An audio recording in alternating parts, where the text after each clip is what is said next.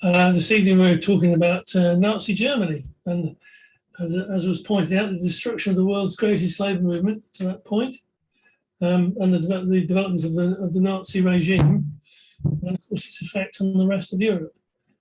Kevin talked for about 40 minutes or so. So we'll go through that and then take, please put any questions in the chat or ask afterwards. I'm sure it'll be a good discussion afterwards. Thanks. Okay, thanks, Matthew. Just a couple of points before I begin. Some comrades may have thought that this was the talk on the Spanish Revolution. Unfortunately, we've had to reschedule the series. A couple of the speakers weren't available in their original slots. So the Spanish Revolution talk, I think, will be on the 29th of July. And next week's session will be Ed Bober talking about China in the 20s and 30s, which is obviously very important given the 100th anniversary of the foundation of the Communist Party of China this year. So I'm sorry for any comrades who've tuned in thinking that they were going to get the Spanish Revolution. It will be looking at the consolidation of the Nazi regime and maybe some wider points on the nature of Nazism. Okay, comrades, when I did the first session about the rise of the Nazis to power, I actually got the Nazis into power in January 1933. But I think there are a couple of things to perhaps remind ourselves. First of all, that if you look at the election results, and they're up on the reading list and some of the background materials on the LLA education site, you will see that the Nazi election results were actually falling, and that having reached a peak in July 1932, they actually suffered something of a slump in the November election of 1932. In other words, this wasn't some sort of irresistible electoral wave that swept the Nazis to power. If anything, they were the wave was somewhat receding, and many people believe that the Nazi movement was finished. And indeed, famously, as comrades will remember from our discussion, many in the communist movement in particular believed that the Nazis would be easily swept aside, and in the famous phrase, after Hitler, then us, which is probably one of the greatest understatements of all time, given what happened. The other feature that I stressed was the nature of the Nazis as a mass movement of the petty bourgeoisie, and that movement was in fact to a certain extent an autonomous movement. It had relationships with the capitalist class, which I'm going to talk about, but it was never simply an instrument. Hitler was never simply a puppet of the German ruling class. And I think that's quite important to stress, because it does explain some of the politics that we're going to look at. It was a mass movement of the petty bourgeoisie and some sections of what Marxists refer to as the lumpen proletariat, the unemployed, the declassed elements in society, of which, of course, in an era of mass unemployment and social crisis caused by the Great Depression, there were large numbers of those sorts of people. And this movement was very much one targeted against the organized working class. Its function, and the reason why the capitalist class gave it any support at all, was to use the petty bourgeoisie, in Trotsky's words, as a battering ram against the organized working class, to smash their organizations and to make Germany, and indeed to make capitalism and in wider European capitalism, safe from the possibilities of a revolutionary movement of the working class. So those are important features, I think, that we need to remember, that the Nazi movement is that sort of movement. It's a much wider movement than just an electorate. It has hundreds of thousands of adherents, stormtroopers, people who will physically attempt to smash the working class in what, in effect, were the conditions of civil war in the period from 1930 to 1932. The other point, of course, is that the German ruling class, particularly big capital, but also key sections of the state bureaucracy, the army leadership. Their commitment to bourgeois democracy, to the Weimar Republic, was very shallow. And indeed, in many senses, they were vehemently opposed to that republic, even though it was a bourgeois republic, and even though it had been born out of a counter-revolution and the suppression of a revolutionary movement in the period 1918 to 1923. So if we're trying to explain how the Nazis come into office and then come into power, those are important factors that we need to understand. The German ruling class was quite prepared to negotiate and indeed to see Hitler as something of a figure that they could manipulate.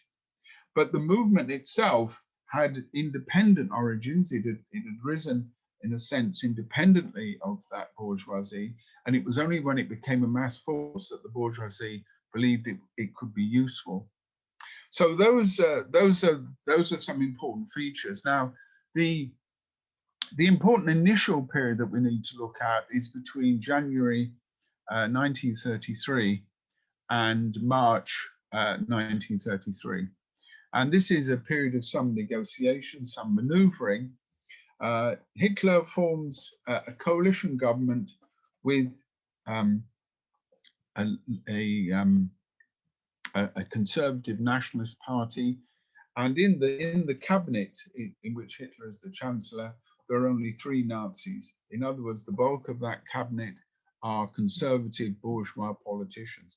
Again, something that's important to stress, because of course the emphasis, particularly in much popular history, is of Hitler sweeping to power on this irresistible wave. And like Mussolini, as we heard in some of the earlier sessions, Hitler negotiates with the bourgeois politicians. They believe that they can use him.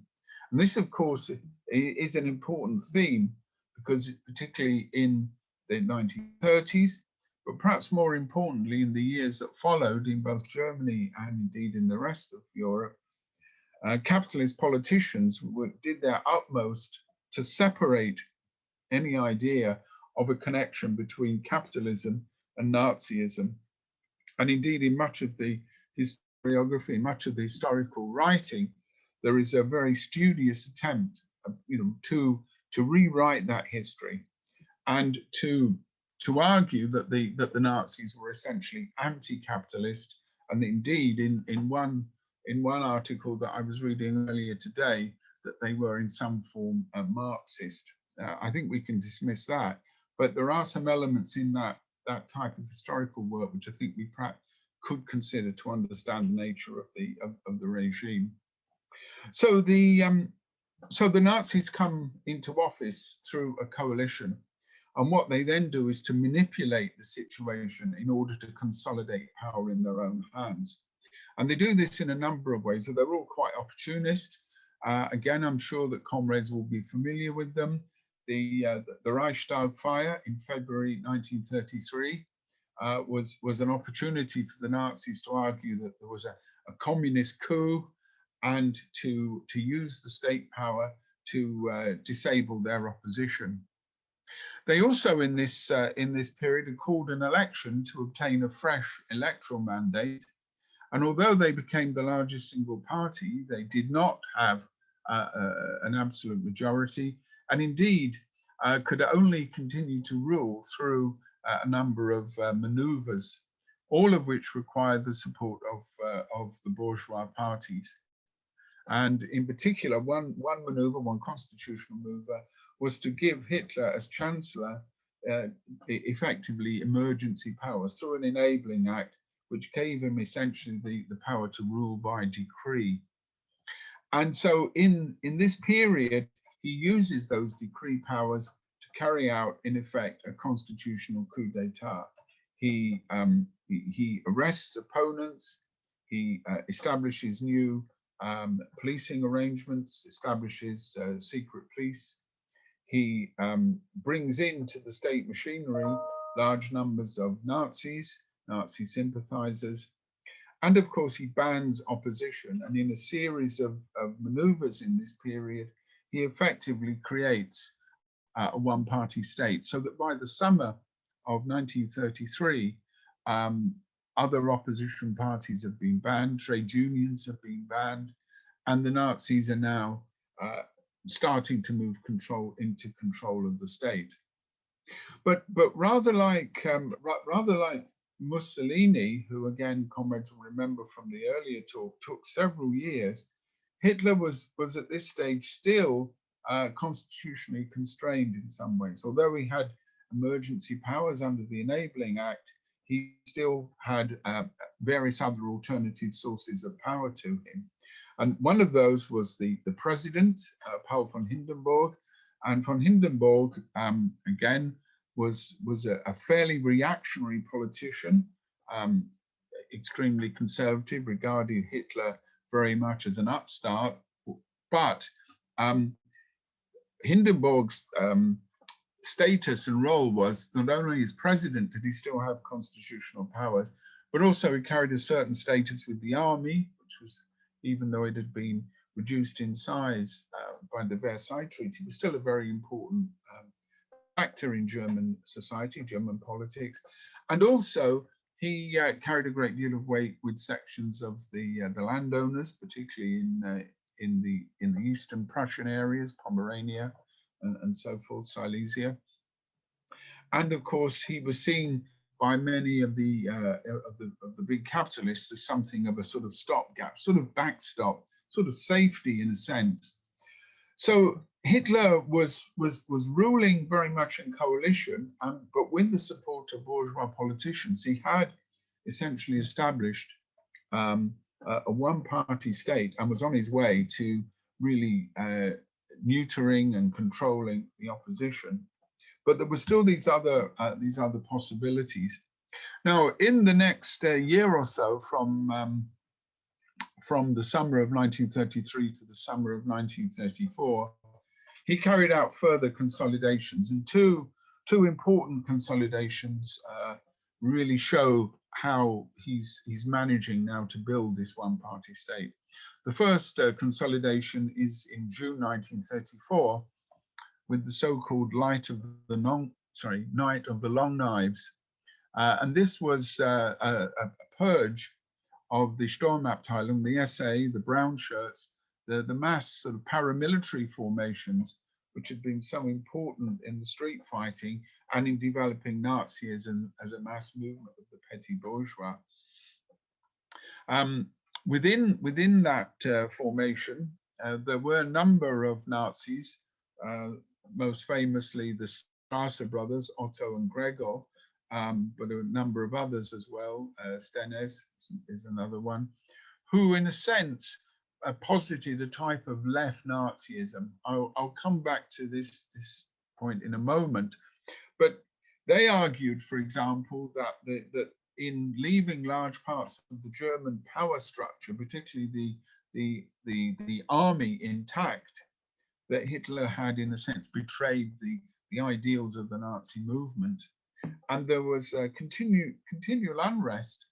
And I suppose that the way we might characterize this is that Hitler moved very quickly to smash that unrest. He launches a surprise attack on them, arrests them, and large numbers of the leaders are summarily executed.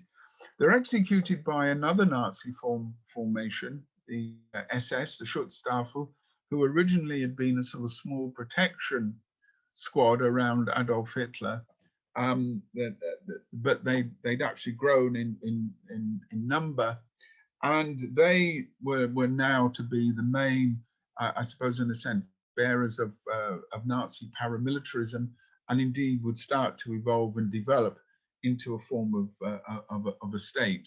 We'll come on to that in a few moments. But the other key factor was to reassure the German capitalists, the bourgeois and so on, that the Nazis were not going to carry out that thoroughgoing revolution that they promised. In other words, demands from the stormtroopers that the Reichswehr, the existing army, be replaced with a type of people's army in which the SA would be the basis of the army, that was now to be ruled out. This also, I think, very conveniently fits in there is no idea that the dates are anything other than coincidental, but it fits in with the death of Hindenburg in August 1934, and that leaves a vacancy for president. But in order to tidy things up and not to have wasteful numbers of appointments, the posts of Chancellor and President were amalgamated together, and it's from there that we get the sort of state title of Führer, leader, by which Hitler is known. So this then gives Hitler both, in a sense, constitutional power, formal constitutional power, that he's already developing in terms of state power. Now, I want to talk a little bit about the nature of the Nazi state and indeed some of those tensions within it. One of the things that, I mean, it's the product of all sorts of, I think, misunderstandings, is to think of the Nazi state as often highly organized and in many ways, you know, sort of top down. I remember a long time ago now, shall we say, reading when I was at school, sort of accounts, and indeed one of these accounts of different political systems showed a picture of Adolf Hitler sitting behind his desk, and then a whole series of chains of command going down to the lowest district or Gau, indeed even down to the lowest street, and power and decision making went all the way up in that way. Now that's, in some senses, is accurate in terms of the state power and in terms of the way that organizations of the working class were smashed, so that the normal organizations that workers could use to fight back against capitalists or against their regime had been smashed. And indeed, other aspects of civil society are increasingly brought under a state umbrella, so that all sections of German society become integrated through this process of Gleichschaltung, this sort of coordination. So in one sense, that's true. There's an organization for everybody in Germany. There's there's obviously the Hitler Youth. There's the League of German Girls. There's the the League of German Farmers. There's the National Socialist Professors Association. So there are all sorts of organizations that aim to integrate society in through this process of Gleichschaltung. But this is by no means a coherent form. And alongside the structures of the Nazi movement, there still are the state structures. So that, for example, if we take policing, you have the established state police forces.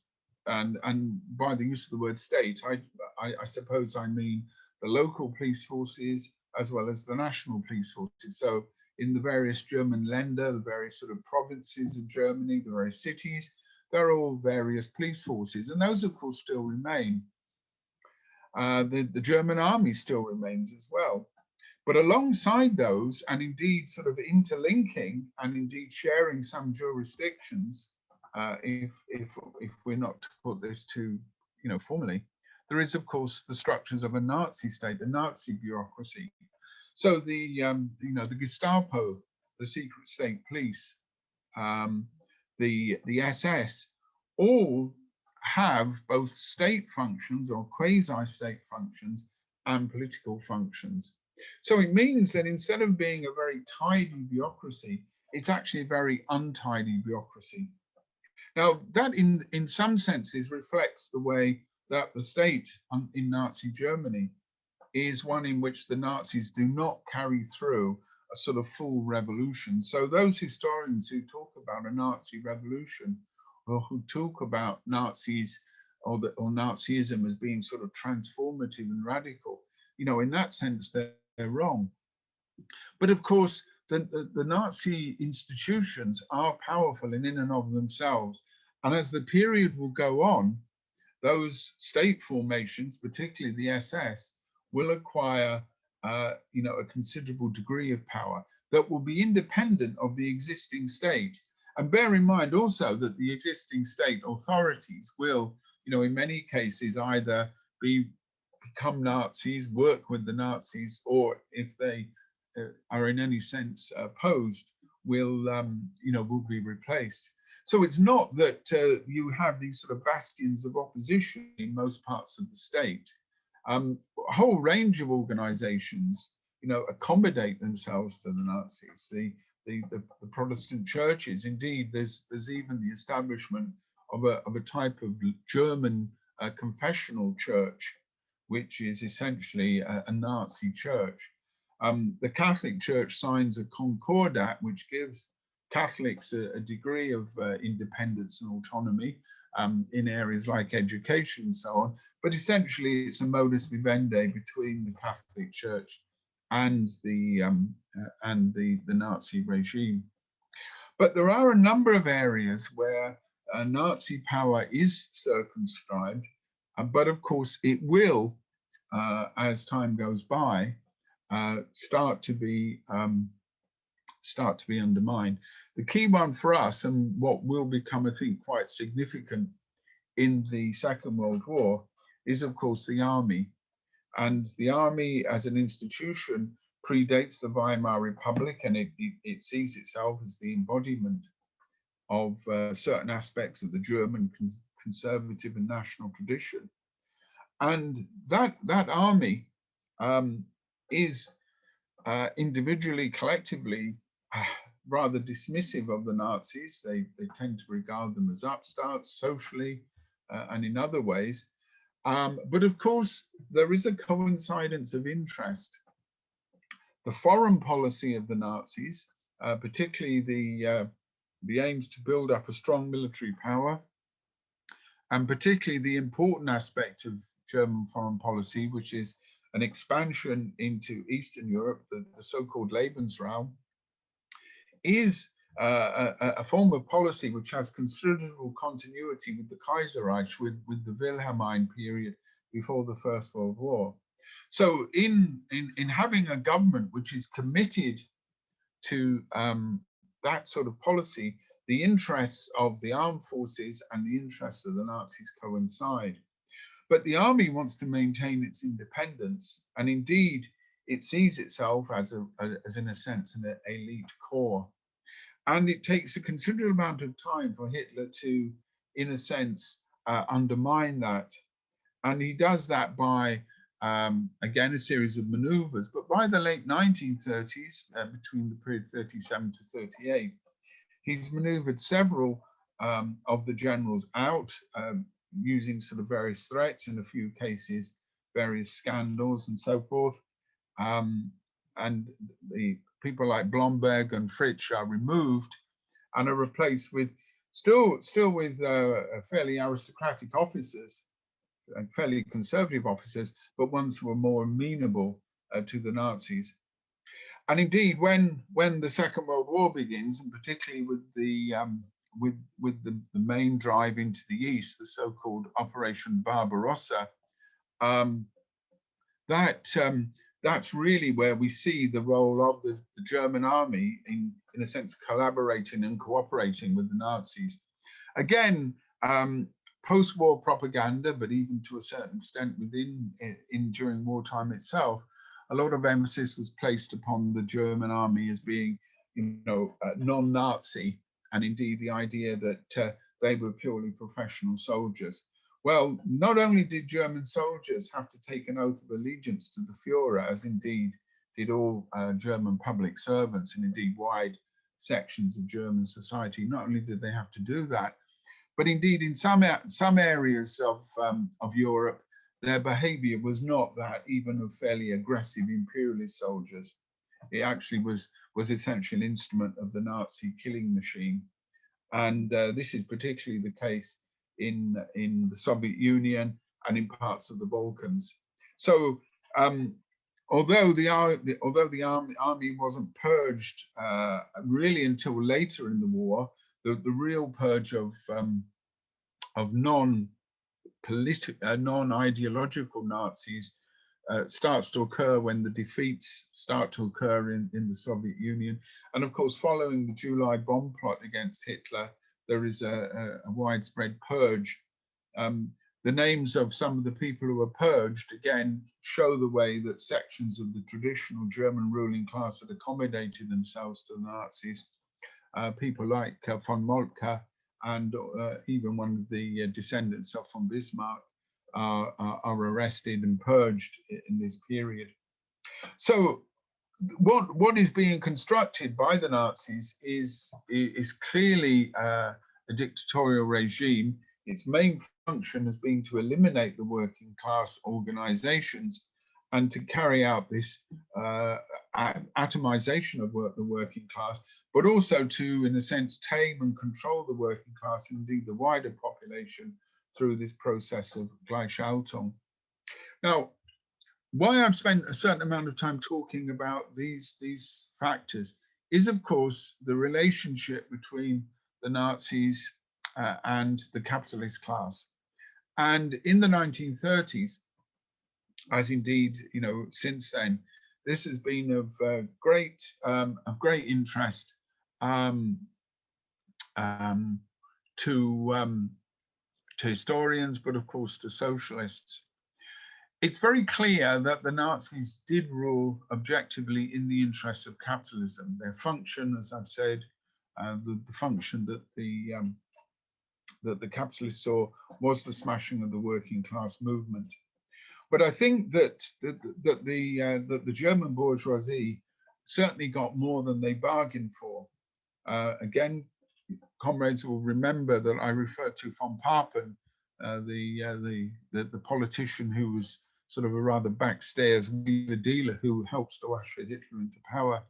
He famously said, when talking to fellow politicians, "We've hired him," rather like you might talk about some new employee.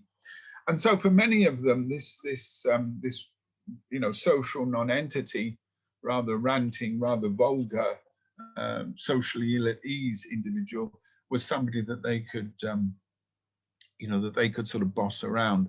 And of course, very quickly, they found that that wasn't the case. And there were various points in which it might have been possible, very similar to, for example, Mussolini, the Matteotti murder in 1924, the Aventine secession, is an example of a possible turning point there.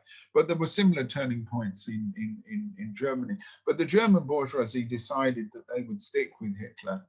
And that was not only because of the way that he dealt with the working class, but it was also because his economic and his foreign policies really met their interests. And that, of course, I've talked about the continuity between Wilhelmine policies. We will perhaps see those most clearly in the Treaty of Brest-Litovsk in 1918, the way that the Imperial German government essentially established a protectorate sort of economic zone, an empire all over Eastern Europe and into the Ukraine, into the Baltic, into parts of White Russia and so on. So that was clearly Hitler's policy, that coincided. But there were areas where the Nazis did not entirely coincide. And this is where I think we get to some interesting points about tensions and the dynamics in the relationship. Trotsky, when he described the Nazis, described them as a counter-revolutionary movement that uses the rhetoric of revolution. And one of the things that is often emphasized by bourgeois historians, and is a particularly was a particular feature of the so-called historians' conflict in Germany in the 1980s and 1990s, was that the Nazis were a revolutionary movement. Now, their rhetoric certainly did talk in terms of national awakening and the national revolution. Their rhetoric was clearly directed against communism, directed against the left, but it also talked about, in a very sort of utopian way, a new type of Germany. And that type of Germany was, I suppose, best summed up by the German word. German's great for compound words. It means you just add about 3 or 4 words together and you find yourself with a word that's as long as a sentence, but it does express the ideas very well.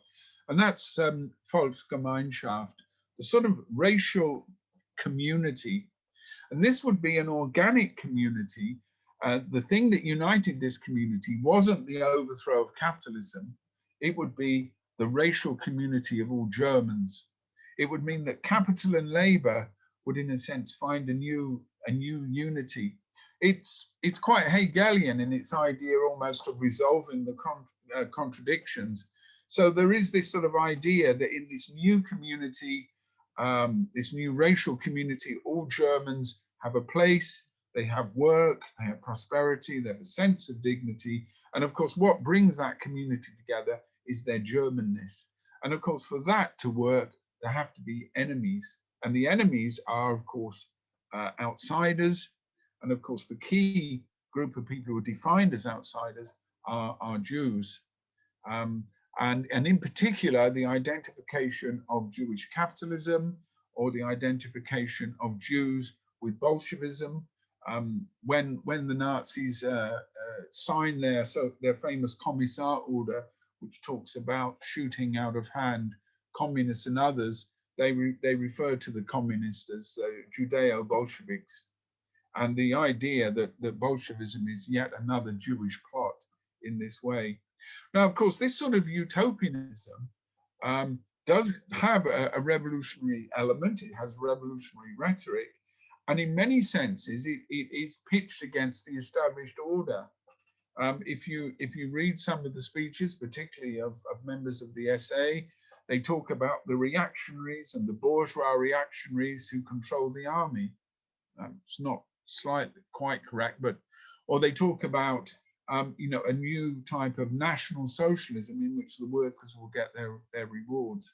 Now, of course, there's a danger with that, and again, Trotsky recognized, and why I quote Trotsky is he was one of the few contemporaries, I think, who understood these dynamics and understood these dangers.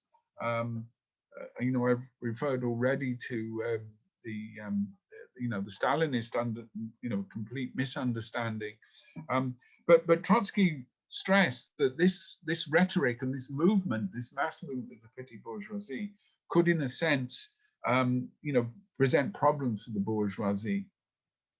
Now, we have that issue, but we also have, I think, another issue that develops in the Nazi state. And this is the emergence of forms of Nazi economic power. Now, again, I'm talking here about coincidence of interest. Remember that the Nazi policy of expansion was clearly in line with the interests of German capitalism. The suppression of the working class is also clearly in the bourgeois interest as well. But what the Nazis also started to do as part of their political program was forms of economic autarky. And as we discussed last week in looking at the New Deal, and Daniel Lazare referred to this, the Nazis began to carry out very rudimentary forms of economic planning.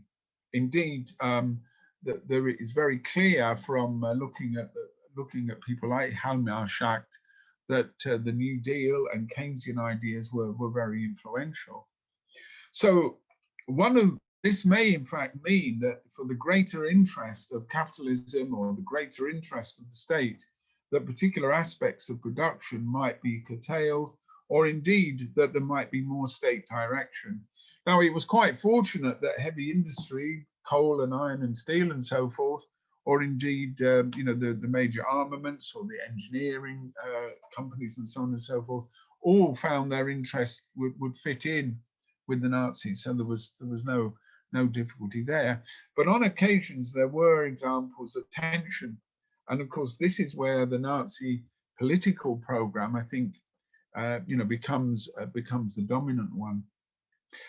Also, the Nazis do not only attempt to direct aspects of industry, but also they attempt to use the political power that they've gained to move into accumulation themselves. And they do this initially through state holdings. The most important one initially is the so-called Reichswerke, the sort of state holding company. It's under the nominal control of Goering. Goering is the famous phrase, the plenipotentiary for the 4-year plan. They obviously couldn't have a 5-year plan because that sounded too Stalinist. But this Reichswerke organization began, particularly when in the periods of expansion and conquest, began to take on some of the features of a capitalist enterprise. And of course, you also got the same pattern through other parts of the Nazi bureaucracy. Most famously, and although this was a process in the Second World War itself, the emergence of, in effect, an SS state. The concentration camps were not just machineries of murder and mass murder. They also were factories, and of course the plundering of Europe, not only plundering to the benefit of the German capitalist economy in general, but also for individuals. So the SS state, I think, is another element which takes on a different political form in that way. So why I bring this point in is that it shows that the relationship between the Nazis and indeed the state and capitalism is not, I think, a simple one. It's not a clear one. And I think that for Marxists and for socialists, where we often argue that the Nazis are simply sort of puppets of the bourgeoisie, well, they do operate objectively in the interests of the bourgeoisie support them, no doubt about that. But the Nazis through their control of the state machinery also develop their own particular policies and their own particular tendencies. And particularly over economic policy, the replacement of Schacht as Minister for Economics by Walter Funk, and then later as the president of the Reichsbank, these show these different tendencies and the fact that the Nazis are not just simply sort of doing as they're told. And indeed, they do develop their own material interests. This, of course, will be an issue as the war begins. And as the war goes well for the Nazis, German capitalism is, of course, willing to back it. But as the war starts to turn against them, sections of the German bourgeoisie, particularly within the army, then start to move into opposition. Again, we can see the same phenomenon in Italy as well, except that in Nazi Germany, the alternative state structures that the Nazis had created, and indeed in some ways had now supplanted much of the existing state, meant that a rebellion from within the state was actually fairly difficult. And we know the results. We know the results of that. So what I wanted to stress, and I'll just sort of start to bring the talk to a conclusion. What I wanted to start to stress was that the role of the German capitalist politicians, the role of big industry in bringing Hitler to power is undoubtedly true. But that his movement does have its own autonomous base, it does have its own dynamics, and that when Hitler comes to power, the power structure and the state structure also has within it various contradictions. It also has other contradictions as well, in that the Nazis, in order to maintain their mass base, often make considerable concessions to the working class. And that's not just, in terms of, rather, propagandistic concessions like the cruises up the Norwegian fjords, or the Volkswagen or something like that. It's also, material concessions, wages. Indeed, if we look at some German living standards, the rearmament period, it is actually a period which for some German workers, their living standards are rising. So the Nazis are often reining in capitalism in order to consolidate their regime. And why I think this is important is that it shows us that that the state that we often think of as merely a structure that is purely and simply an instrument for a particular ruling class can take on other forms in that way. So I'll conclude there and throw it open to questions and so forth. Okay, thanks, comrades. Right. Thanks, Kevin. I'm hoping everybody's going to come up and hold up their hands, because I suspect we'll get a whole rush at the end at this rate. So first up, we'll have Ken. So I'll manage to adjust. It's not.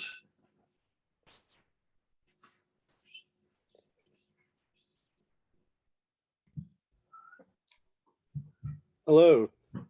Thank you, Matthew, and thank you, Kevin, for the talk. You touched on this theme in your talk, Kevin, but my question is more on the role of the German civil service and the extent to which the existing civil service cooperated with the Nazis, tolerated with them, and the extent to which after the war, how many of that civil service, the one which had helped the Nazis, continued to function in either East or West Germany.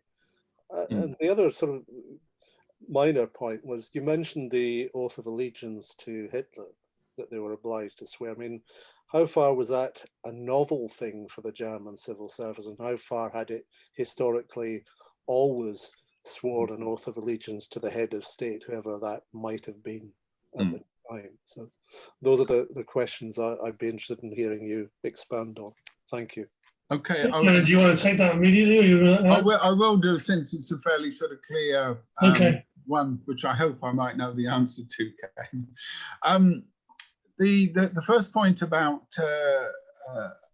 how far civil servants work with the Nazis, well, the data that we have, particularly about some dismissals and so forth, is that the bulk of them did.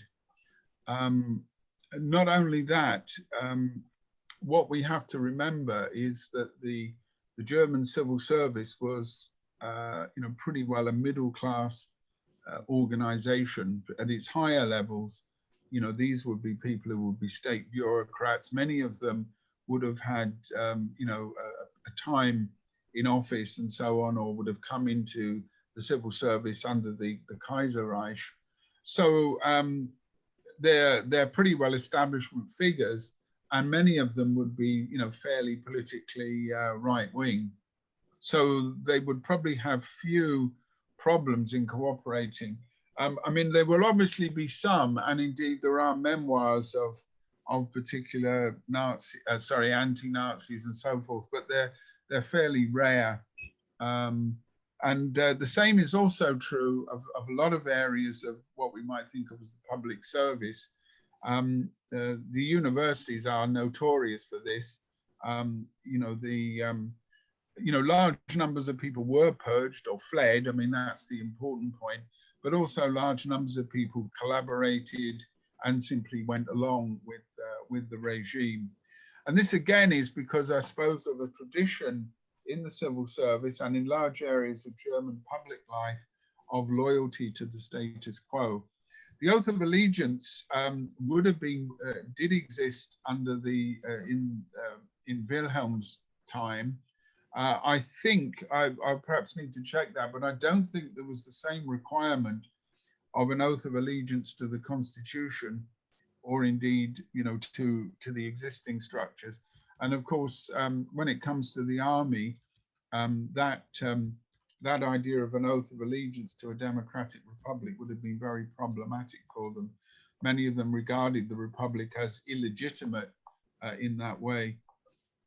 The rather vexed question of what happens after the war, lots of people have written on it, and we're all aware that there were very few political figures in West Germany, certainly after the Second World War, that if you didn't poke around in their CV, you wouldn't find some membership of the Nazi Party, and indeed in some cases something rather more. I don't want to sound unduly prejudiced, but I'm afraid I'm going to be, which is that large numbers of people who were lecturing the rest of the world about democracy in that period were often had less than pure democratic credentials. I mean, the only one particularly stands out, and not that I have a great political sympathy with him in that way, would be people like Willy Brandt of the SPD. And of course, in the DDR, most of the leaders there were had been either prisoners or actually in concentration camps, or had been in the Soviet Union. There were some functionaries, and again, there are some quite notorious cases of functionaries who did sort of stay with the particular regimes.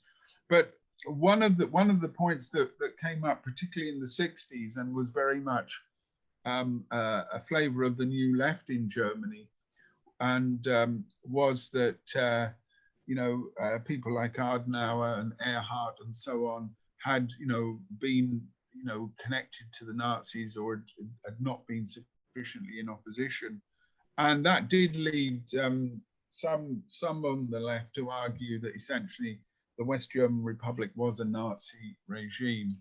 And of course, when you think about the sort of debates about continuity in German history and responsibility, and particularly in families, you can it is an established theme in Germany of that period, of people discovering that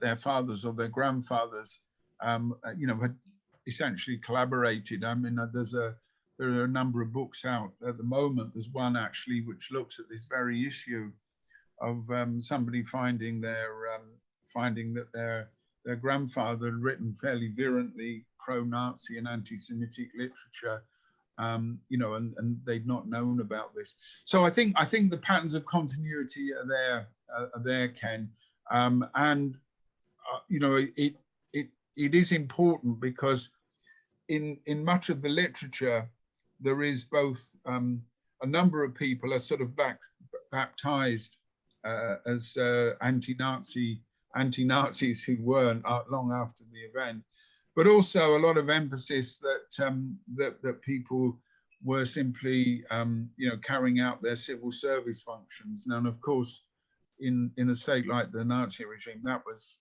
those functions were not just simply administrative. So yeah, but I've got some books which I'll put onto the reading list which actually look at this subject. Yeah. Okay, right, guys, we'll take Tony next because he's got to go.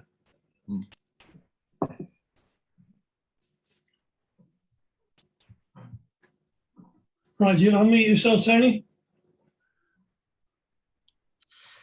Yeah, so I was sorry I have to go to round 7, but so I'd like to make a short contribution to what was a very interesting talk. It is a vast topic, and Kevin couldn't do anything other than really skim the surface in many ways.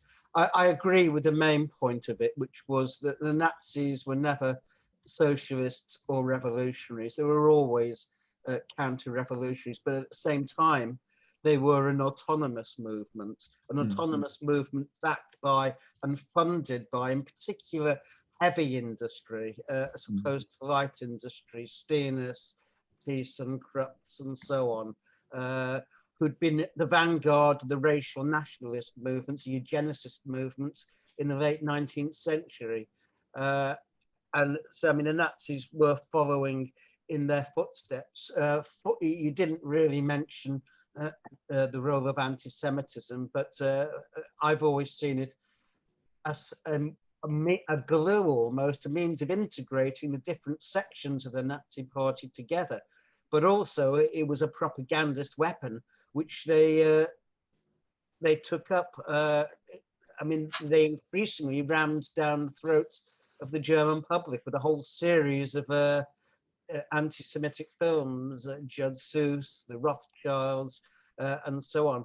How effective it is a matter of debate, and there are all sorts of different debates over that. There are also debates about how, to what extent did Hitler win the sympathy and support of the majority of the German population, and in particular, what was the basis of his support, the depth of his support in the German working class? It's an interesting question. I would tend to say that although clearly the atomization of the working class did lead a section of it to the right into a nationalist direction, certainly for a time, in the end, Hitler did not win over the working class, despite the mass terror, the victimizations, the executions, and so on and so forth. But it's an area which we can discuss and debate. But certainly anti-Semitism was extremely important. What is interesting is that between the period 1930 and 33, when Hitler was coming to power, anti-Semitism was played down to the point of almost non-existence. So for German society itself, I think it's fair to say that anti-Semitism was no longer respectable. And this idea that anti-Semitism grew during the Weimar period and Hitler then was what became the fruition of it is quite wrong. The first piece of legislation that the Nazis introduced was the law for the rehabilitation of a professional civil service, introduced, I think, I think it was March, but I may be wrong, 33. And that basically meant that those not of Aryan stock could be removed. Hindenburg made an exception for war veterans, but apart from that, it was carried through. A number of other things which I can imagine. Yes, Hitler increasingly Nazified the army. Without doubt, he appointed his favorite generals, people like Rathenau, to senior positions and displaced, if you like, the traditional Junker class within the army. And that took on increasing speed, of course, after July 1944 and the coup attempt. And even, you know, the most popular and senior general, Rommel, because he had supported the coup plotters, was physically handed a gun and told to go and shoot himself, or else he would be arrested. And we see other elements of this consolidation in 1936, when the Reich Security headquarters were set up. In essence, there was an amalgamation of the state police and the Nazi police under Heydrich. So it was one very large, very politicized formation. I mean, there really was no clear differentiation to be drawn between, say, the security service, the intelligence service of the Nazis and the Gestapo. I mean, they were really two sides of the same coin in the security police. Other things I could mention very briefly. What form of capitalism were the Nazis and the SS engaged in? I mean, the concentration camps, and there were thousands of concentration camps and work camps, and they're still being discovered almost. I mean, goodness knows how many people they employed. But I would argue that what was taking place was almost a reversion to a form of primitive capitalism, that is slavery, where you'd literally expropriate the body of the person who was working, because workers, it was a mass slave labor complex, and that was, of course, increased during as the war progressed and labor was short. It was simply slave labor forcibly deported from Eastern Europe into Nazi Germany itself. Millions of workers, and there were gradations between them, of course. The Soviet prisoners, the Russian prisoners were at the very bottom of the racial scale. But also you had with the deportation of the Jews, their property would be confiscated. And this was one way of encouraging local support, particularly in places like Hungary and Poland and Slovakia, etc. Just the final point is the resistance. I mean, I've done a review of a new book, Anti-Nazi Germans, on my blog by Marilyn Moose and Steve Cushion, which is worth reading. There was resistance, in particular amongst young people there was a whole, I think I mentioned it last week, the kind of swing and jazz movement. Incidentally, Goebbels himself liked swing and jazz, so views on art weren't necessarily uniform even within the Nazi hierarchy. But there was certainly a rebellion, and it was a mass rebellion in many ways amongst German working class youth. I don't think there's any doubt about that. The Hitler Youth were seen as prime targets, stuck up, toffs, etc.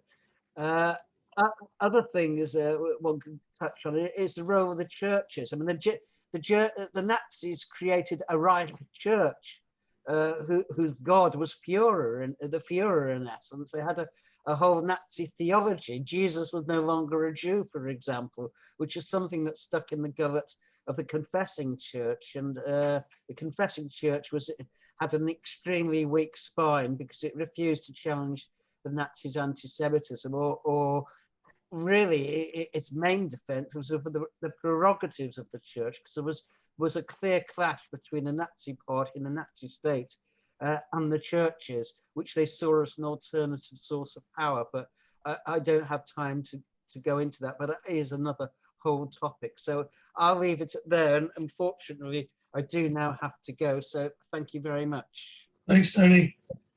Bye.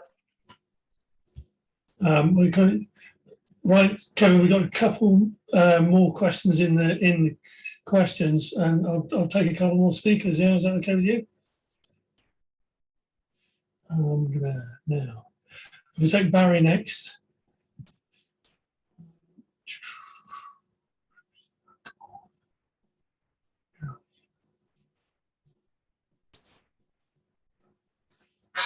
Can you unmute yourself, Barry? Yeah.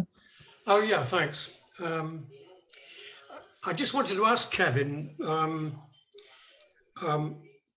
whether he thought the bourgeoisie and the army and the conservative politicians facilitated Hitler's access to constitutional power as an act of desperation or an act of confidence. In other words, did they see the workers' movement, the organizations of the workers' movement, the Social Democrats, the SPD, and the Stalinists, the KPD, did they see them as a revolutionary threat, or did they judge the situation as an impasse for those organizations? In other words, those organizations were not a threat, or not a revolutionary threat, and they were unable to offer the working class a way out of the crisis. So the bourgeois politicians, the army, and so on, were fairly confident they wouldn't face a civil war from the working class or a revolutionary threat for the working class, so they could take a risk with Hitler. As we know, the Social Democrats, who represented most of the organized workers, the workers in the factories, they, as far as they were concerned, politics was all about the lesser evil. And of course, that paved the way to Hitler. As far as the Stalinists were concerned, KPD, they were following instructions from the Soviet Union. Soviet Union was in an alliance with them, or at least saw them as anti-Versailles, anti-Western force. And Stalin didn't have any intention of overthrowing them. And also the KPD, because of Stalinism, they no longer represented the organized workers in the factories. Most of their supporters were unemployed. And most of the revolutionary socialists in the party had been expelled. Entire branches had been closed down. Anybody who tried to criticize the party leadership were dealt with and expelled. There was no democracy in the party. The actual mass membership was neutralized and didn't have any say in any political decisions. So did the bourgeoisie say to themselves, well, we need to strike now, take a risk with Hitler. These organizations pose no fundamental threat. And once Hitler was, once he obtained constitutional power by the back door, so to speak, there was no real opposition to him.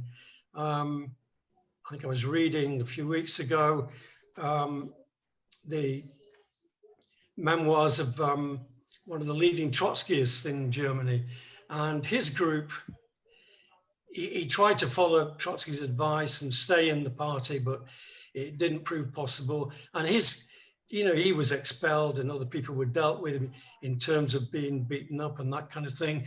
And I think his group had about 40 members, and that was one of the main groups in Berlin.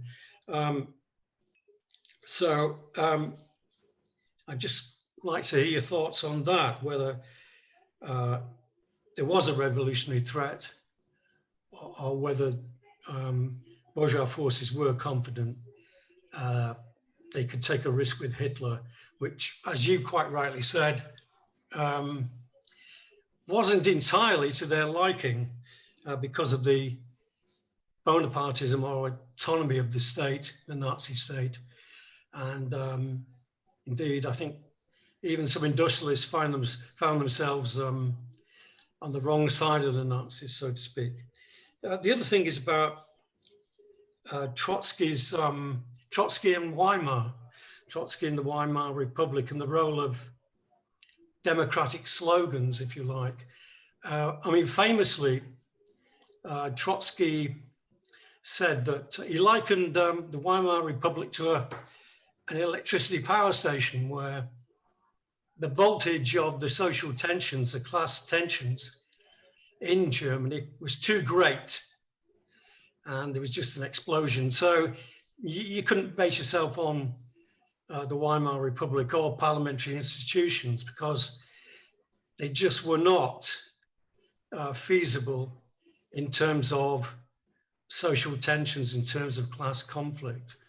And I think he was talking about simply the workers' organizations and workers defending their meeting places and their trade unions and so on.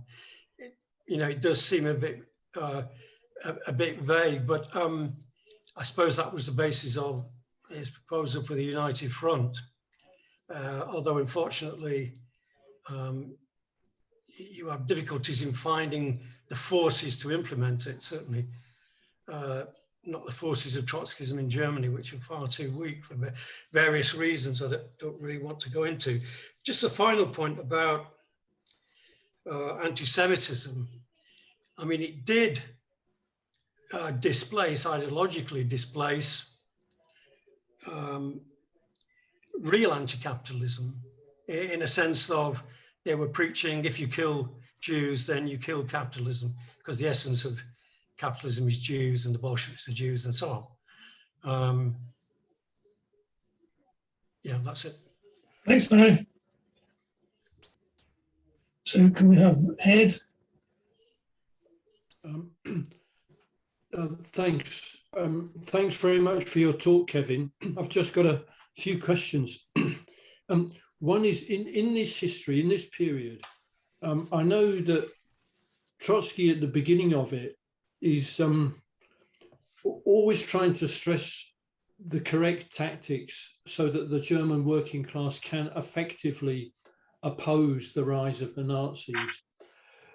What's your estimation, Kevin, of when is the point in this process where it's too late and whatever tactics are pursued, the Nazis have consolidated too much power and the working class couldn't have been effective any longer in resisting their rise? The second question, I was interested to hear you say that working class living standards were raised. I'm certainly not an expert on this period of history, some of my impressions of what was going on are of certainly towards the end of the Nazis' rule, absolute destitution, semi-starvation conditions amongst large sections of the population.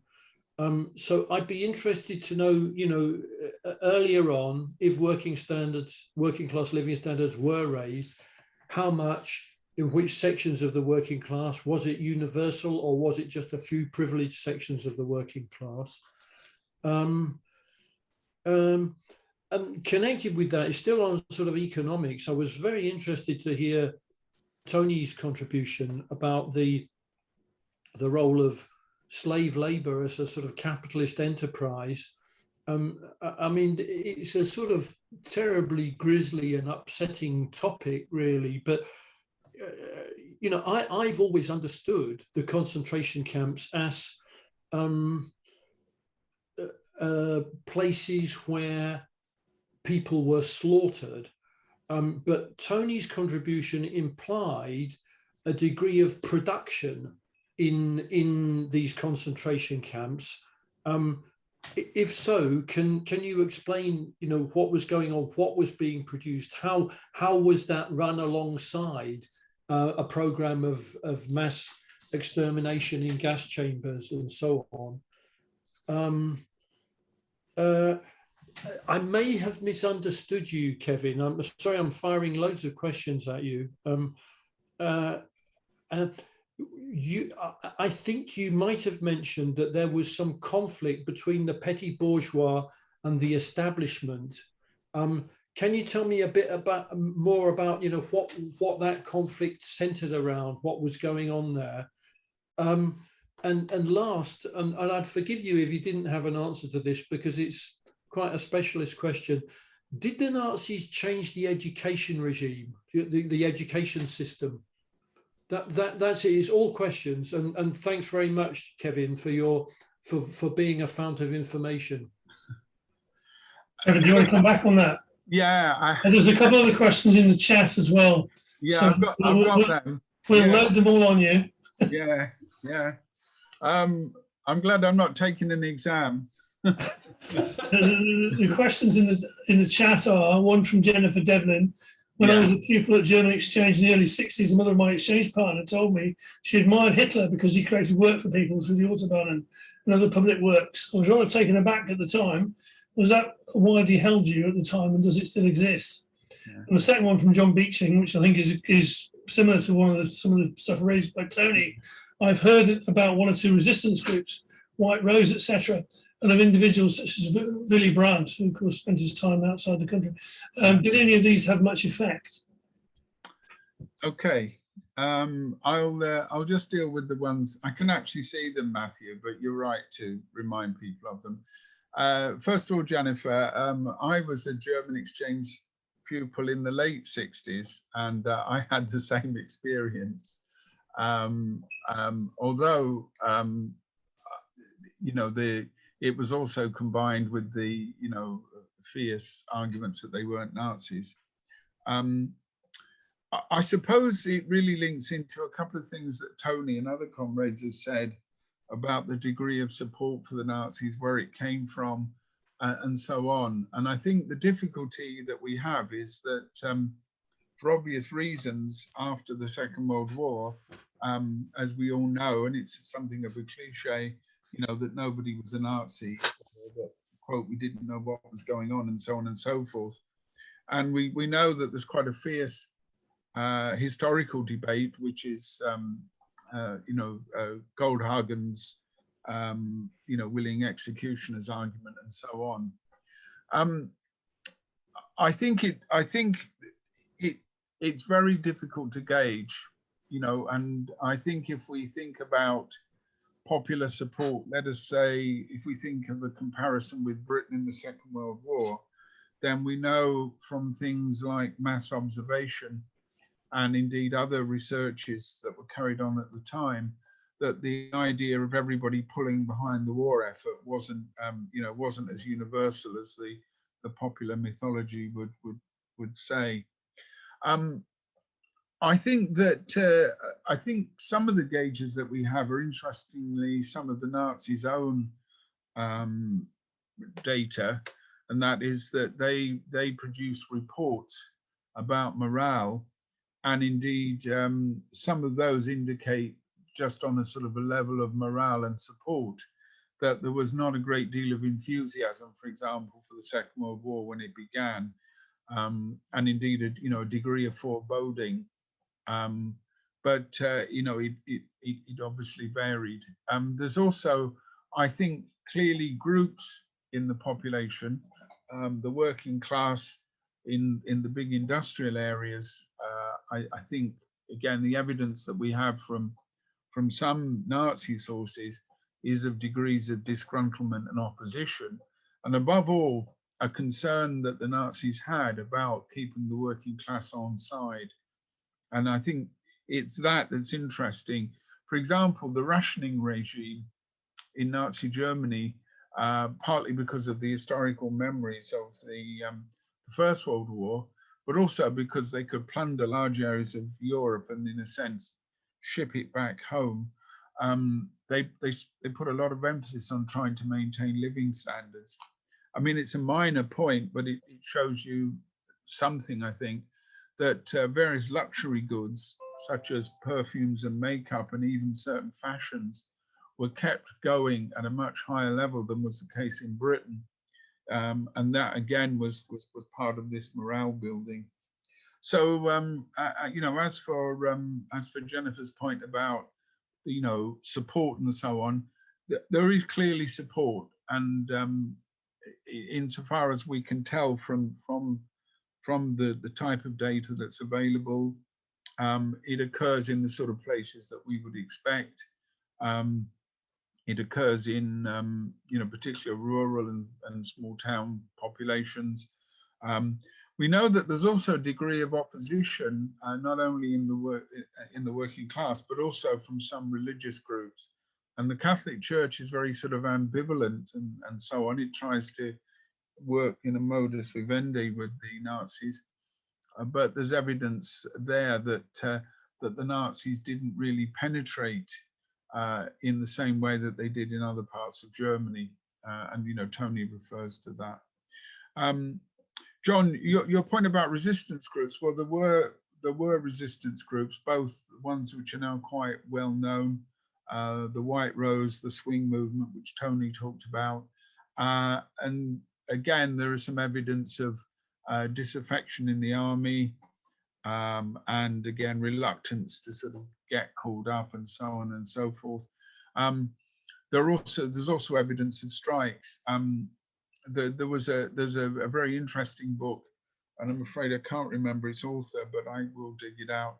It's a biography of I think a German Trotskyist who's in the German army, and describes his activities there. There obviously are not widespread strikes. Those are suppressed. But I think that the evidence we have from the Gestapo records is of degrees of opposition in that way. But the ones, the well-known youth movements, Sophie Scholl and so on, are given a great deal of prominence, but there are others. And of course, in sections of the bourgeoisie, sections of the army, professional classes, there are also what we might think of as people in internal opposition. So I think we could probably think that the bulk of the population acquiesced, and that the sort of enthusiasm for Nazism was probably limited to a sort of a core group. But in terms of percentages, it would be hard to present it in that way. On Tony's point about anti-Semitism and so on, I did refer to it, and I think it is important, and in some ways it is a type of glue holding together a wide number of factors. There's certainly a process of radicalization and a greater emphasis on anti-Semitism as the 30s go on. The Nuremberg laws in 1935, Tony did refer to the law on the professionalization of an Aryan civil service. But of course, perhaps the big turn is Kristallnacht in 1938. And that does mark a very clear sort of turn towards not just boycotts and demonstrations outside Jewish-owned businesses, but in effect a pogrom. And of course, we know where how that will develop in the Second World War. The other interesting thing, which I think is worthy of a discussion in and of itself, is that the Nazis' anti-Semitism is of a new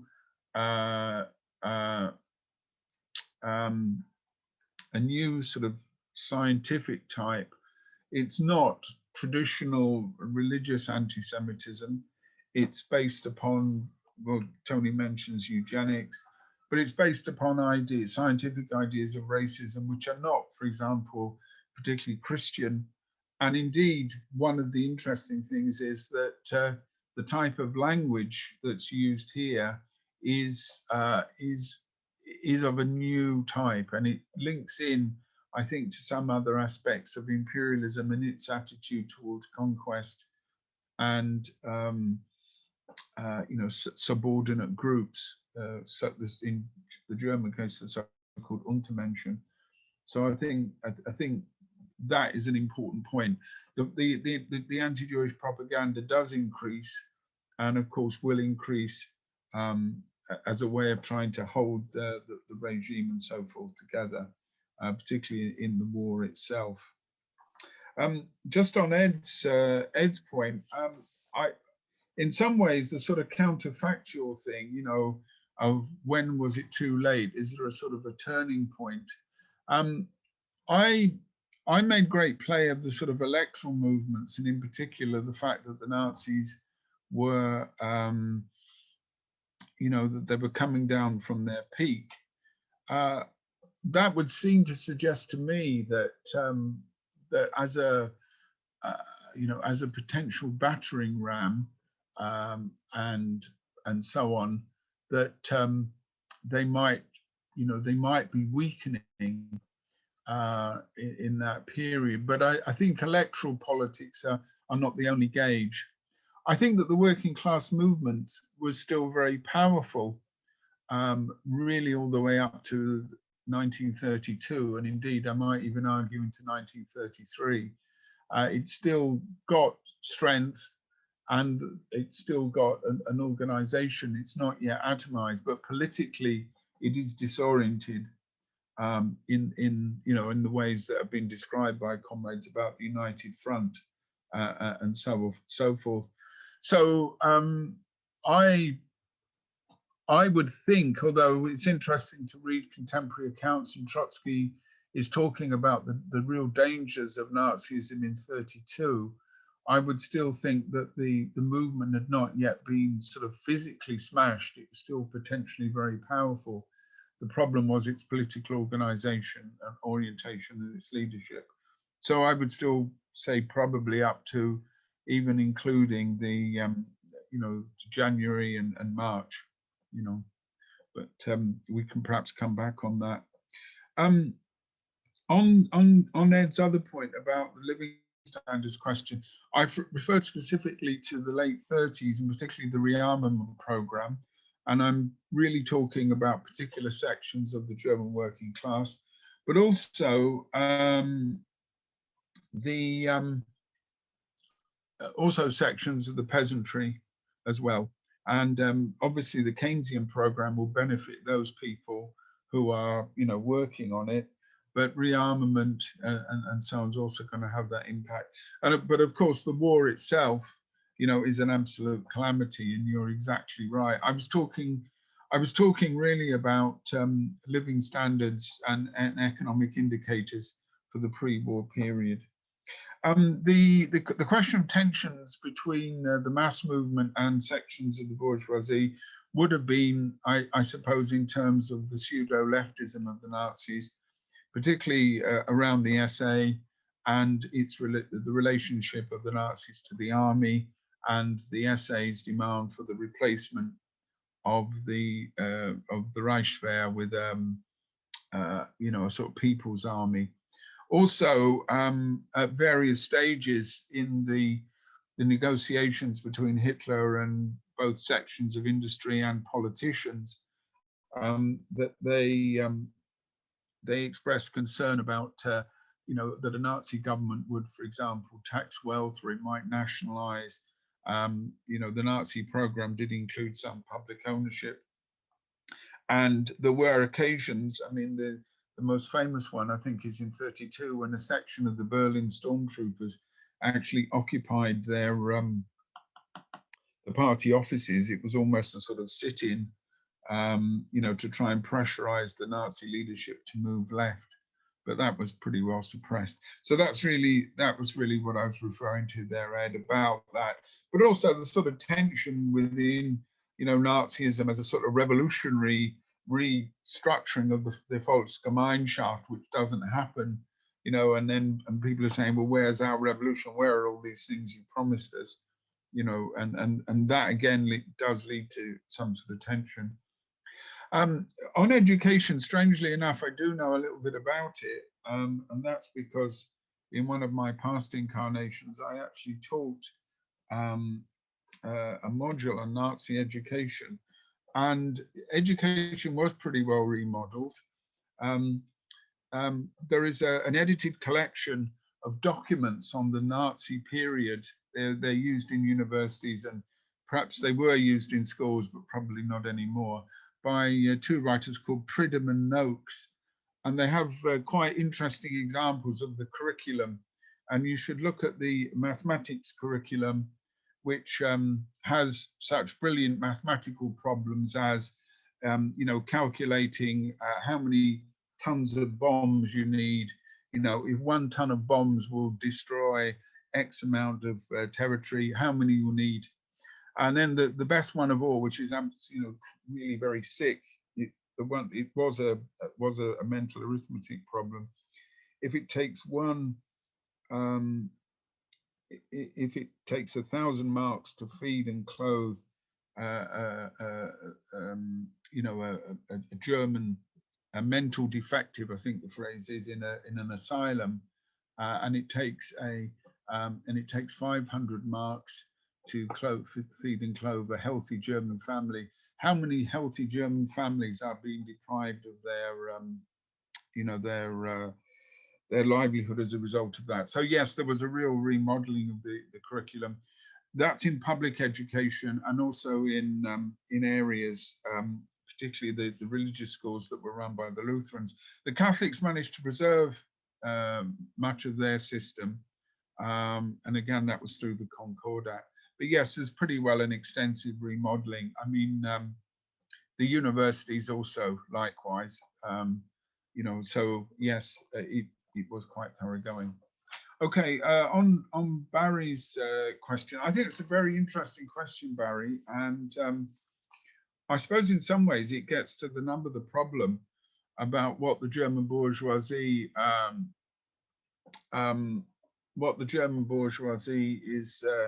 is doing. And again, I think you can really look at different sections. I don't think you can really talk about, you know, the bourgeoisie as a whole. I think, for example, that there are a group of politicians like Schleicher, Brüning to a certain extent, but Schleicher, von Papen, Hugenberg, who believe that Hitler is someone that can be used. In other words, that he's you know, he's got a lot of votes, he's got a lot of deputies in parliament, and therefore he can be manipulated. And I think they do that initially as part of a program, which, if you look back, really, it's really been happening throughout much of 1932, and that is ruling by decree. So they see Hitler as just sort of a make-weight. But I think there are others, and this again goes back to the different sections, who do see Hitler as an absolute necessity, who are afraid, for example, of the power of the working class. And also, I think, you know, the sort of instability of the situation. So I don't think that we can talk about, you know, the bourgeoisie. I think we can talk about sections of them. And certainly the politicians like von Papen and Hugenberg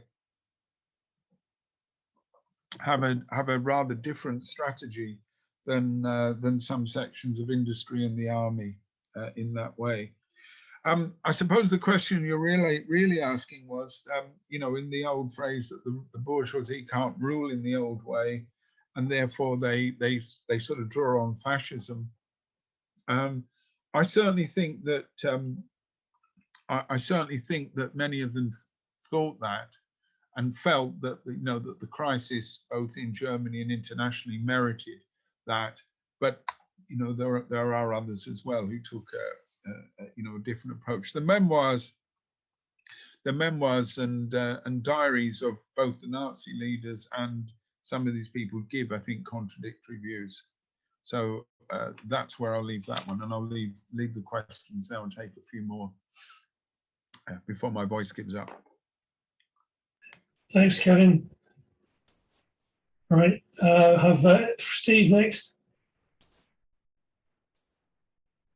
You need to unmute yourself, Yes, Steve. I think I managed to do that. It takes a lot of time, but I've now managed it anyway, for a great effort. So thank you, Kevin. That was very interesting. I'm going to say a point, but then go to what I'm thinking might be what I've understood in your thesis, which I think is well, very interesting, let's say, and I've not thought of it in this way before. So I was thinking about the fact is that the Weimar Republic was created out of the German Revolution from 1918 to 23, a revolution that was defeated, so that what you really got in effect was the old monarchical state with its army, with its civil service and police force. That's all in place. The monarchical Kaiser state is still there, but it's now wearing a sort of Republican overcoat, a disguise, you know, so it's the Weimar Republic is a kind of disguise.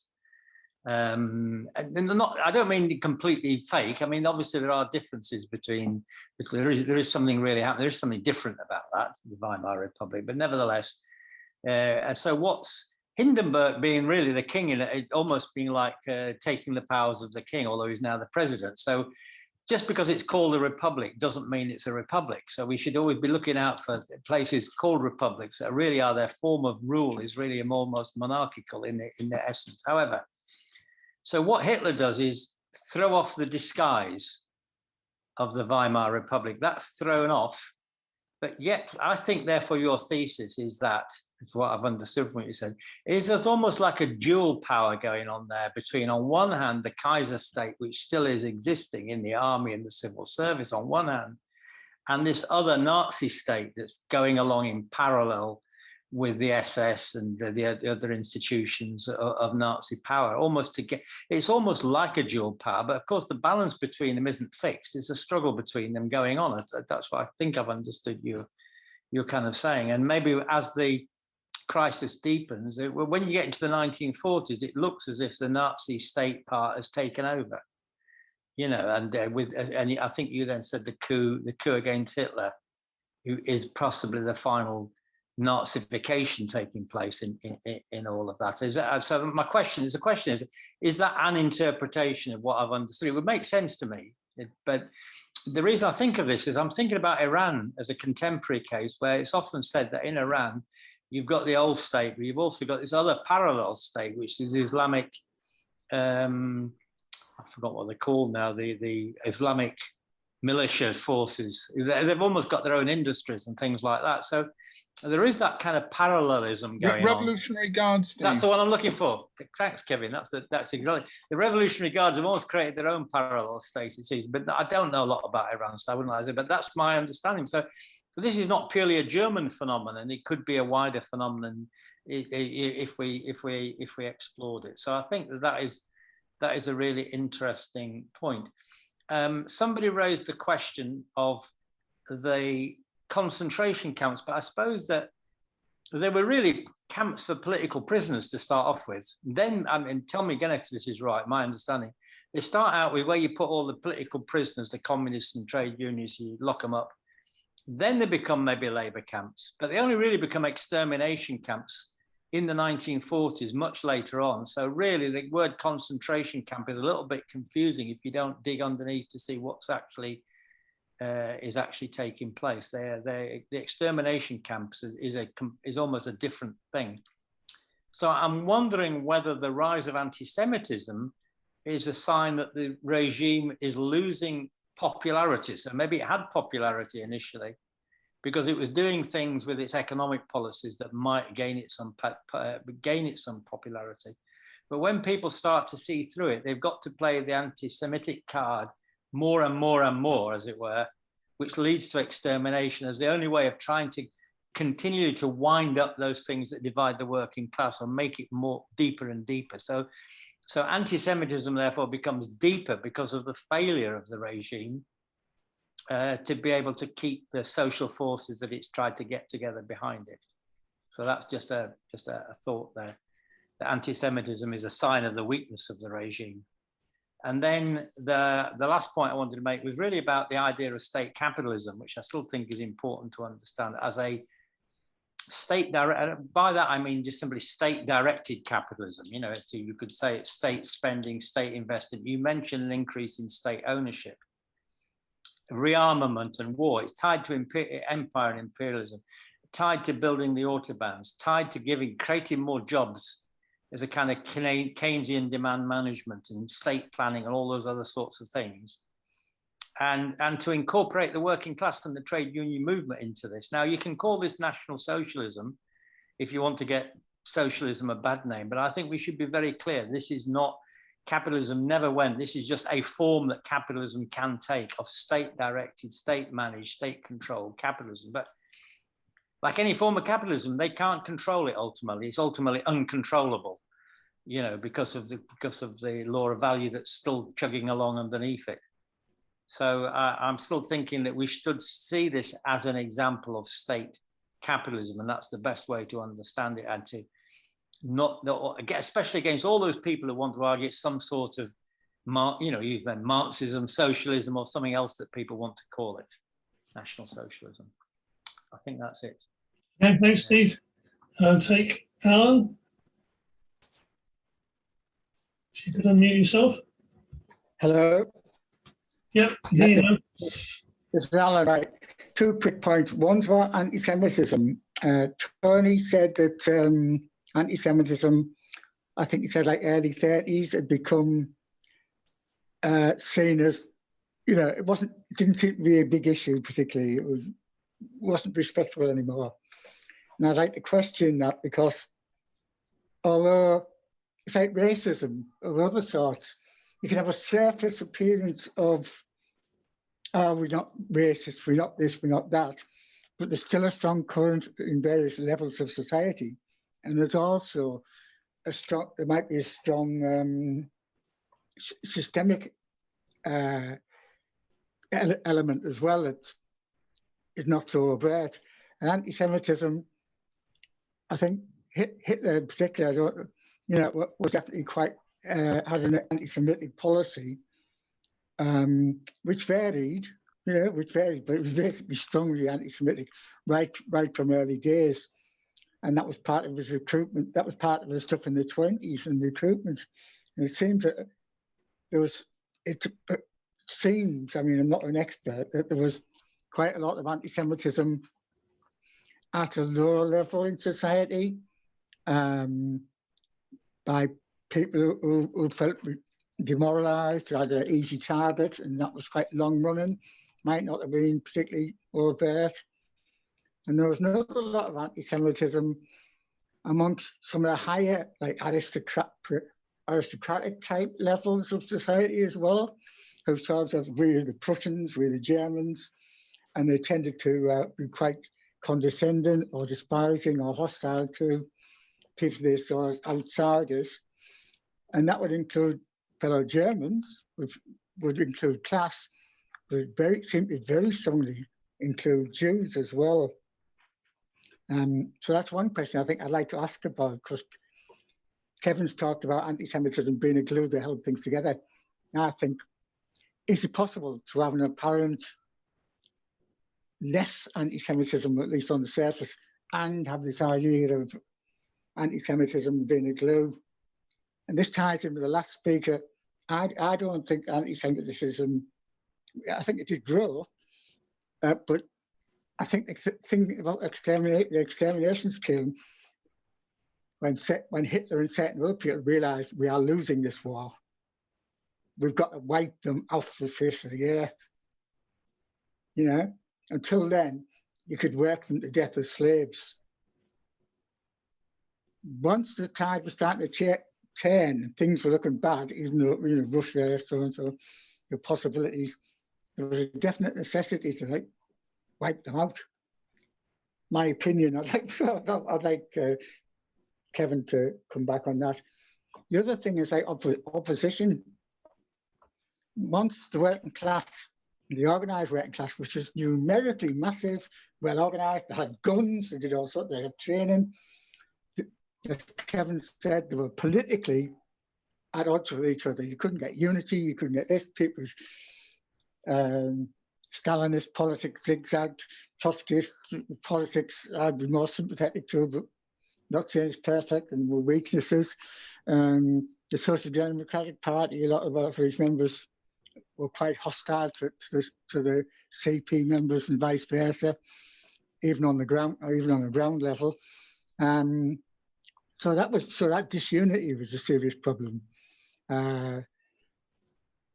Once you effectively Hitler was in power, much of that was smashed because, quite rightly so, the concentration camps, the first people who went in weren't necessarily the Jews, but it was like oppositionists, political oppositionist organisers, amongst others. You know, gypsies were put in, but others.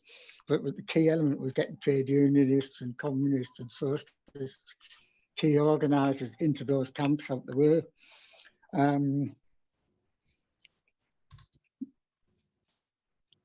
After that, any sort of opposition.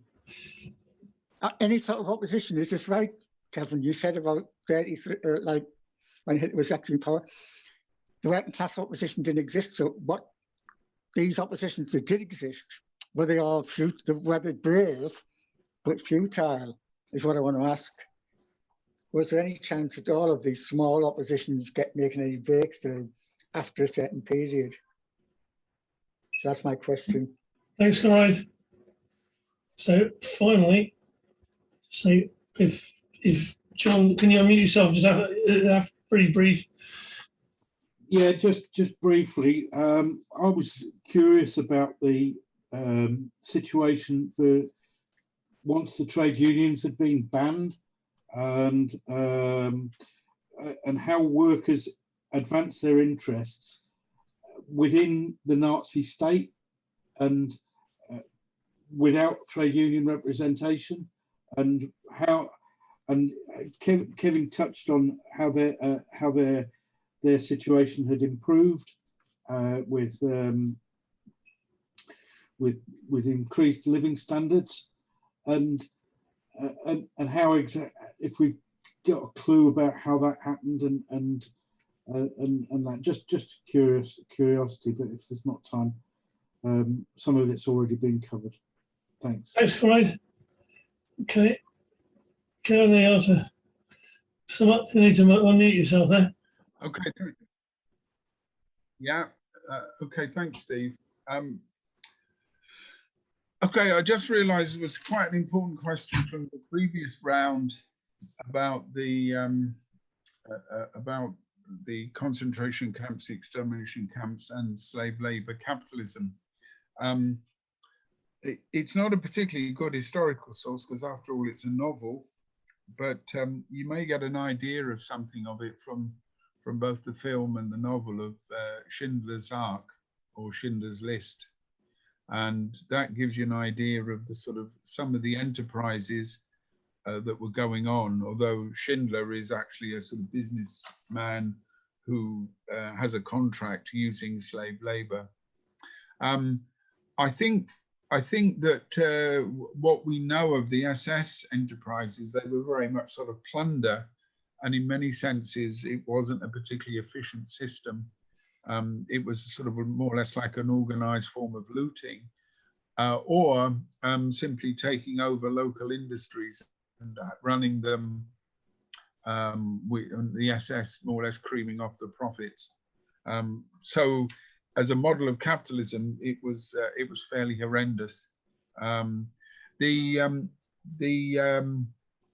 Reichswerke really took off as a form of state capitalist enterprise during the war itself, when of course it had all sorts of territories in which it could go and plunder, set up industries, take the machinery, and so on. So the model, I think, is a sort of form of gangster capitalism, in the sense that rather than it being capitalism that enters into competition, you know, rather like a protection racket, it simply takes over its potential competitors. On the question of the extermination of the Jews, and indeed the whole question of the nature of the concentration camp system, that's a fairly complex question. And one of the points is that the system of using those camps for extermination didn't really begin until 1942.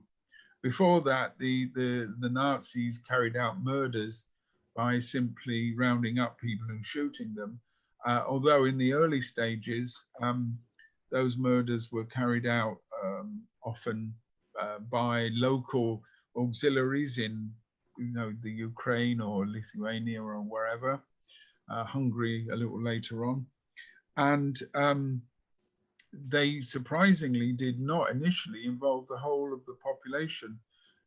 They, you know, in other words, that the program, and this is you know, quite an important debate in German history, the program is in many ways ad hoc, and that raises questions about how far the idea of physical extermination was a long-term aim of the Nazis, or how far it's a product of the radicalization of the war. I mean, certainly towards the end of the war, it's actually a positive hindrance.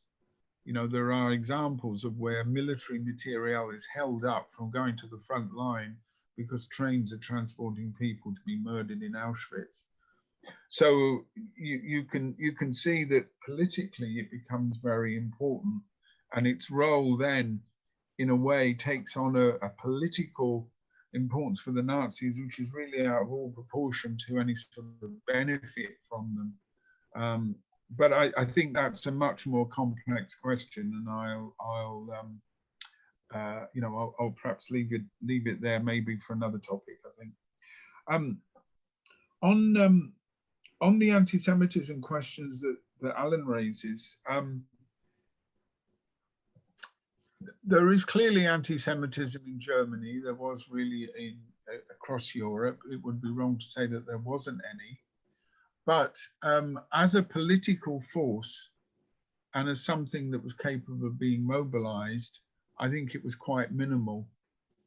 In other words, in the 20s, there would be anti-Semitism, there would be magazines and jokes and so on, all the sort of things that we get with racism. But whether that was a political movement, whether somebody standing for an anti-Semitic party, I mean, the Nazis, you know, and there were a number of other right-wing parties, probably, I mean, in the 20s, they were down to as low as 2.6%. So in that way, I think anti-Semitism is mobilized, but I think it's mobilized much later. I mean, it's very, again, as with many of these things, it's hard to tell, but perhaps if we just think in our own times, you know, how far do particular parties get support on the basis of particular ideas? You know, we think, for example, about groups like the BNP in the 2000s, or the Tories historically. You know, they picked up a lot of right-wing votes in the 70s under Margaret Thatcher, and you know, again, that points to a degree of racism, but was all their support on that basis? So I think I think the nature of anti-Semitism in Germany is a you know, isn't an easy question, but I think it overstates it to say that it's quite powerful. It's widespread in Europe, but I think that, you know, the Nazis did not use it as one of their main pushes. If you look at Nazi propaganda in the period when they're rising to power between 1930 and 32, it's a focus on economic recovery, on the national community. Okay, the Jews figure in that, but, you know, the main slogan isn't "smash the Jews, vote for the Nazis." You know, it's there, and of course, you know, they will use it, but I don't think it is that central theme that it's going to become later on. In terms of the opposition, there is working class opposition. We know about strikes, and we know about, you know, other activities like that. We know that there's a degree of sort of internal exile, people who, you know, withdraw from life, who don't go off to the Labour Front meetings, the Nazi Labour organization, who, you know, are, you know, disgruntled and discontented. The Gestapo's own informers tell them that. You know, we've got the records of what their informants are telling us. They were more interested in more or less doing an opinion poll. I mean, you know, it's like a Gestapo focus group. They wanted to know what people were thinking, and, you know, from that we can tell, you know, there are go-slows, there are all sorts of things in that way. Much of the organized opposition, though, was either around very small political groups, some of which would be of a liberal or religious nature. They were brave. I'm not altered. I mean, I suppose the big question is how futile it was, and, you know, I think a mass opposition movement to develop, but I wouldn't, you know, I would say that it all contributed in some ways. These strikes, these protests, and so on, all, you know, all add in that way. John's question about the working class and so on. The points on living standards are the data that we have do show increases in wages, and that they're particularly in those industries which are connected to armaments, rearmament in general, some farm incomes. So there are key sections of the working class who do, you know, gain benefits. And, you know, it's not, for example, unlike the situation in Britain, although we have a view of the 30s, you know, and in the depressed areas, quite true. But in fact, over wide sections of the Midlands and in the Greater London area and so on, towards the end of the 30s, again, through rearmament and also through other aspects of what will be a type of proto-Keynesianism, there are some increases in living standards, you know, and particularly for the skilled working class and sections of the lower middle class. And that's the same case there as well, you know, in that way. Okay.